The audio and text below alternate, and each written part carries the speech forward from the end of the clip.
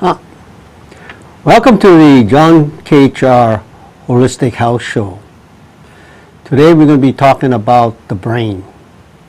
How many of you listening to this program have gone to your physician and he first talked about the brain?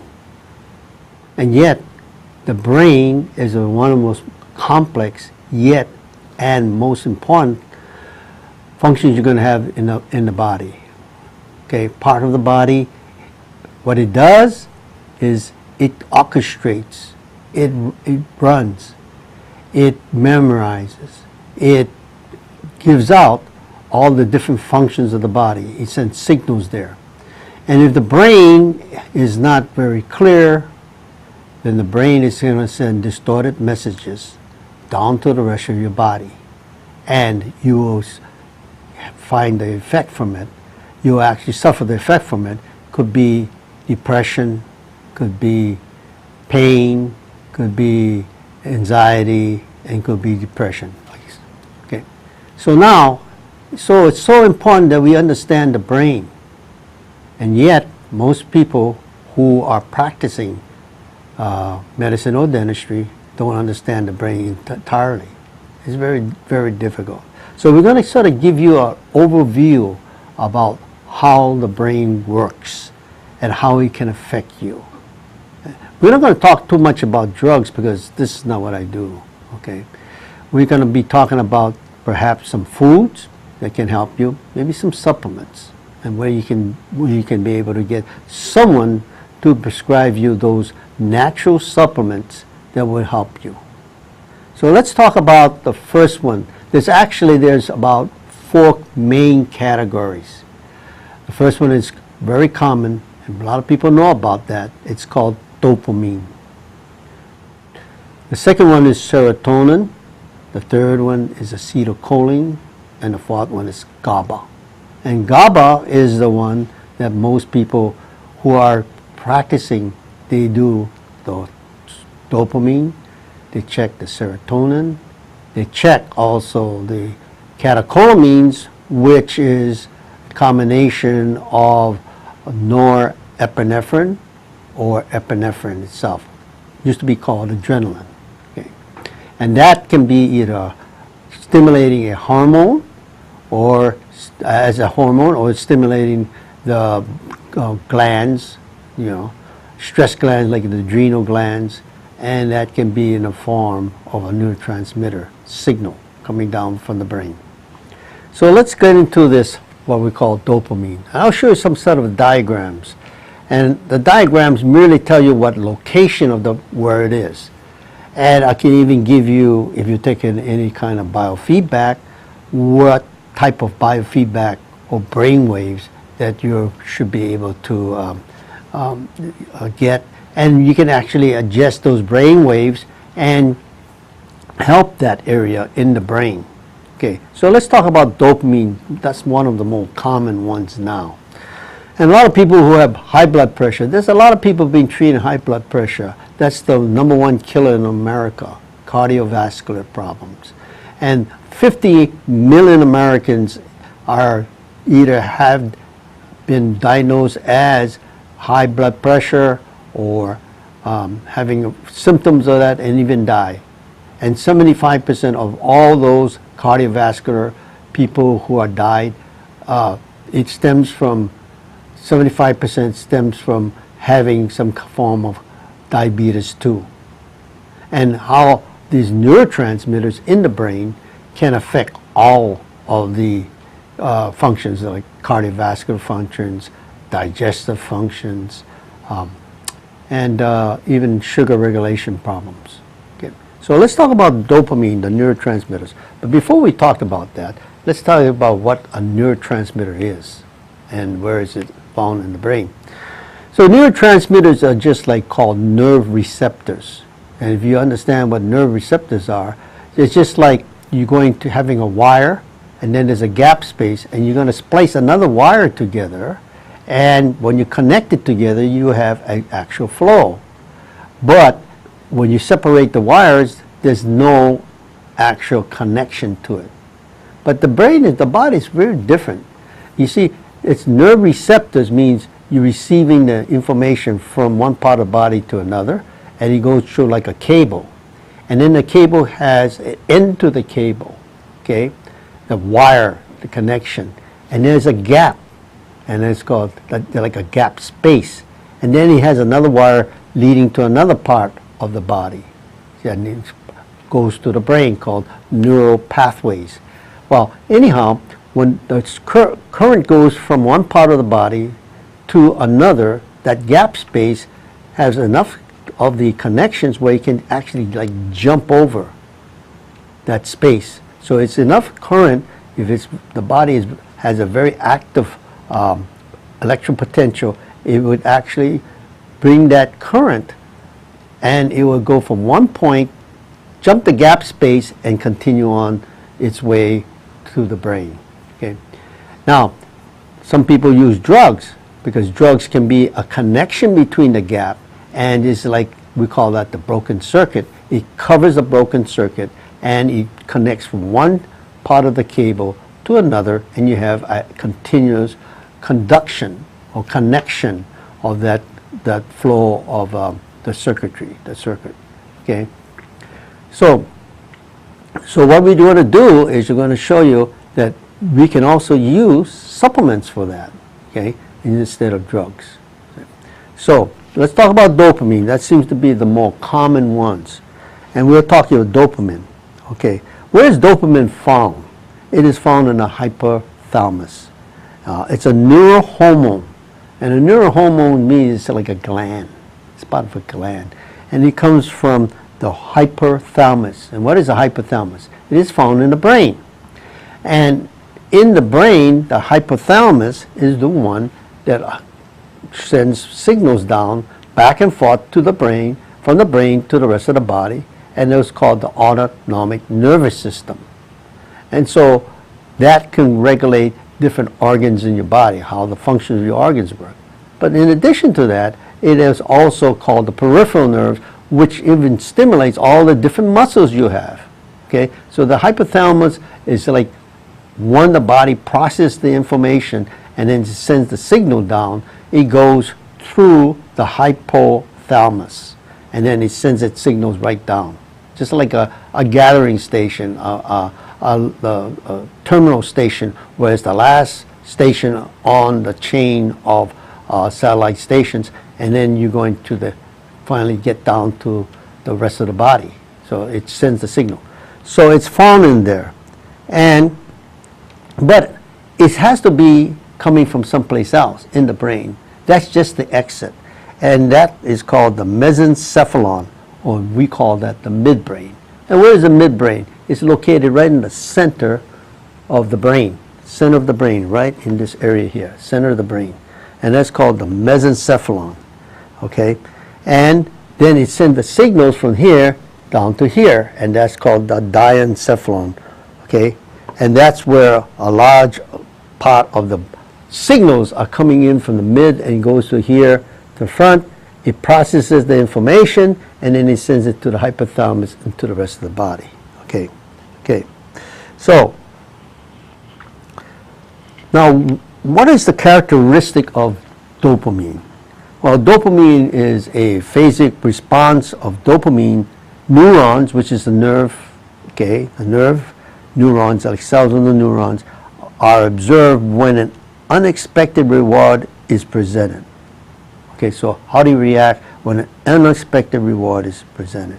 These responses transfer to the onset of conditioned stimulus after repeating pairing with the reward. So the body has to see the reward, react to the reward, accept the reward, and then the body processes it as a feeling. Before you get the feeling, you have to process it first. Okay? And its own reward can be a physical reward, a mental reward, in terms of saying how you're doing, if you're looking good, you're feeling fine, things like that. It's sort of a verbal thing. And then the dopamine neurons are depressed when the expected reward is emitted. So in other words, if you expecting a reward, you did something. How many people have done things for people, giving, for, just by giving? And then in their heart, they like to have some kind of reward. Like, hey, you know, it's a great thing. Thank you very much. I really appreciate that. But somebody says, no, they don't even say anything. They don't give you any kind of reward. And so the body, through the dopamine neurotransmitter, says, oh, they're going to react to that, you see, and they get depressed. And that's when the dopamine gets less in the body. Okay, so the dopamine neurons are depressed when the expected reward is emitted. All right, dopamine neurons encode the predictional error of rewarding outcomes. So it reacts to that. Okay, it provides a teaching signal in parts of the brain responsible for acquiring new behavior. So it teaches the body how to react. I mean, in other words, the body says, look, I'm reacting because I'm not getting rewarded one way or another. And the behavior comes from that. Either I feel depressed, or I feel not wanted, or I feel neglected. Okay. So now, there's parts to it. And then there's also what we call the lobe pituitary. And the pituitary gland, again, is in the hypothalamus. Okay, in the area. It sends a message from the pituitary to the hypothalamus. Okay, so some people classify as dopamine as a certain type. And if a person is balanced, they know that they're balanced, they want to be assertive. These are kind of dopamine type of people you can classify. Strong-willed, fast on their feet, they think quick. You talk to them, they quickly pick it up. Okay, pick up the information. They're self-confident. They tend to like facts, figures, but they're highly rational. They're achievement-orientated. Okay, they want to get the task done. They're very good. You call it Gestalt type of people. Like to get the job done. Okay, they don't go halfway or three-quarter way and they quit on you. All right. Gravitates to occupations. These occupations can be law, could be science, could be allopathic medicine, engineering, architecture, or the military. Okay, so these are type of people that you see as dopamine type of people. Interesting about dopamine type of people is that they have the certain types of foods that they help them in their problem. These dopamine foods can be chicken. See, you take about 6 to 8 ounces of chicken per day. Cottage cheese will help them. Walnuts, 6 to 8 ounces ricotta cheese. 1 cup, okay, a day. Turkey, 6 to 8 ounces. And wild game. These are dopamine type of foods that if you eat, that would stimulate the brain to keep the dopamine levels high. Okay. Now, there are some people that have low dopamine. Okay. It leads to, the low dopamine can be, it leads to what? So the body is saying, getting stressed. You do a lot of things, you're not getting rewarded. You get a little stress there. Okay. You get little doubts. You got a little anxieties, things like that. Because you expect a reward. Okay, this low dopamine can tax the body. In other words, it can cause to anemia, blood pressure instability, bone density loss, high blood pressure, low sex drive and difficulty achieving orgasm, joint pain, thyroid diseases, aggression, anger, depression, inability to handle stress, guilt feeling of worthlessness. That's why you got to keep these dopamine people, you have to pat them on the back. You got to keep them happy in terms of praise. All right. So slow thought processing speed. Okay, slow thought processing speed. So if you're going to give them through a process, they're going to really have to think about it. They have to mull about it. They have to process it, process the information before they actually come up with a actual action. Attention deficit disorder, hyperactivity, and they can't finish tasks. Again, I told you about these people like to be gestalt and can't, but then they'll drive and they can't finish totally the task. Okay, even though they're aggressive, strong-willed, fast on their feet, self-confident. You know, they get bored. They get bored real quick. In other words, they go through that. So we like to be called gestalt, finish the task. And so these people can and cannot. And most of the times they just fall short, even though we look at them as the people that continue the task to its end. And what does dopamine regulate in the body? It regulates electrical voltage of the brain, excitement, energy and behavior, and cognition. It increases motor activity. What do you mean by motor activity? Well, the brain's going to send some signals down to the rest of the body, and the body will react in terms of getting energy up, aggressiveness, things like that. And so the body, through the brain, is going to send those signals down. It's called motor activity, motivation, reward. Okay, it regulates milk production. Okay, interesting. Sleep, moods, attention, learning, metabolism, how the body processes the food to energy, digestion, intelligence. It also helps with abstract thoughts, voluntary movement, setting goals. These are things that regulates it. Long-term planning, okay, learning. It helps the glands. It can get nauseous. In other words, it helps with people with nausea. And it inhibits prolactin production. So now, if you go to a doctor who uses these different types, and he uses drugs, and the drugs can be phenothiazines, L-tyrosines, and he gives you that. And these to help moods, cognitive awareness, and physical performance. So he gives you dopamine. And the most of people who give you dopamine could be your psychiatrist who will give you these drugs to help you along in these areas. Now, these practitioners can also use these drugs that helps with dopamine for weight loss, clinical depression, Parkinson's disease, attention deficit disorders. The regulates blood pressure.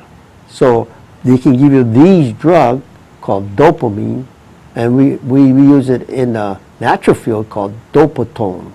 That's a certain company that gives supplements from the brain tissue, and it's made, and plus all this different called protomorphogens, and they also have different things like L-tyrosine and phenylalanine, and all these are in that formula called proprietary blend, and you give it that, and it helps to keep the dopamine levels normal in the body. Okay. Now, they also can give you that to process pain. If you got pain, a lot of times from the central nervous system in the brain, spinal cord problems, nasal ganglion, this in the nose, nasal ganglion in the nose. Okay, it's a nerve in the nose. Insular cortex is a pain-related behavior. Pain-related behavior. Okay, the thalamus, and the thalamus is a entry. It's a part of the brain, the entry into the brain. So anything that it receives externally or from the lower part of the body, it sends the signals up to the thalamus, and the acupuncture point is right in here, so we use that. Okay. Okay. You can also treat restless leg syndrome. A lot of people have that, especially when you get older. They say restless leg syndrome. Now, on the other hand, that's called low dopamine, and the supplement of choice is called L-tyrosine supplement, and because the L-tyrosine helps the adrenal gland, okay, and it helps with stimulating the adrenal gland. It supports the adrenal gland. When you have short-term stress, the body goes and gets stressed, and what's the first thing the body looks for in terms of regulating that stress in the first 5 minutes is the adrenal gland. Okay? So that's the thyroid. And it also can help the thyroid hormones called thyroid stimulating hormones, which is from, again, the pituitary in the brain. And but it can also regulate the thyroid. So if you're just saying, I'm going to give only thyroid, it doesn't really take care of the total problem.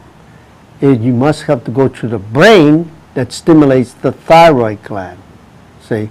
So that's the pituitary gland, and L-tyrosine, which is a form of a drug, or can be a supplement, can help that.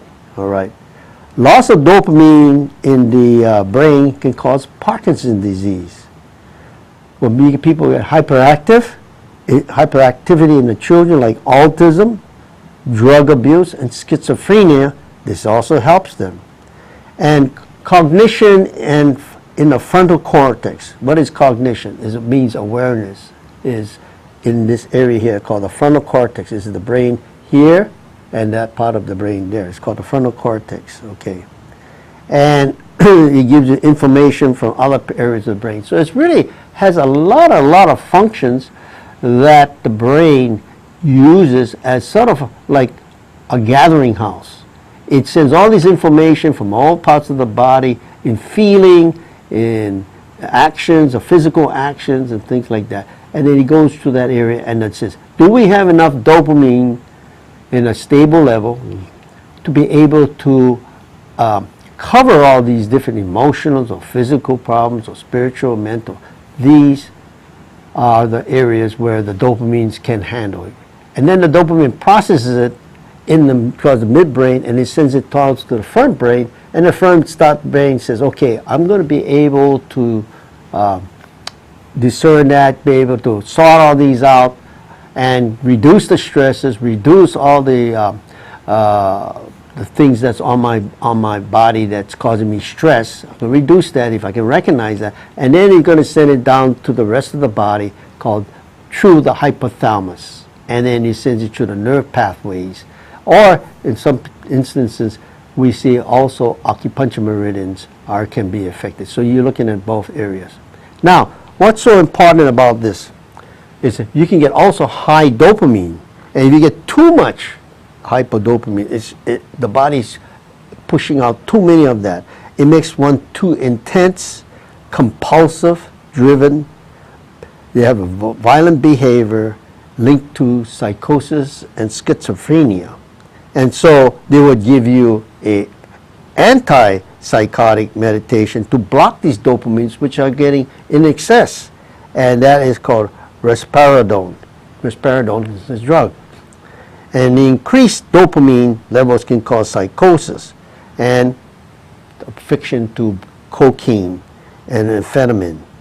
Okay, so all that I've talked to, okay, how does the natural practitioner, or could be a naturopath who understand that, acupuncturist, okay, some physicians that do use acupuncture by Vo, it's electroacupuncture, they can actually use acupuncture points as a measuring device and be able to say, look, with this, we are going to stimulate these acupuncture points as portal means entry into the body. As an access, how do you get there? And then that nerve circuit or the acupuncture meridians will channel it to the brain.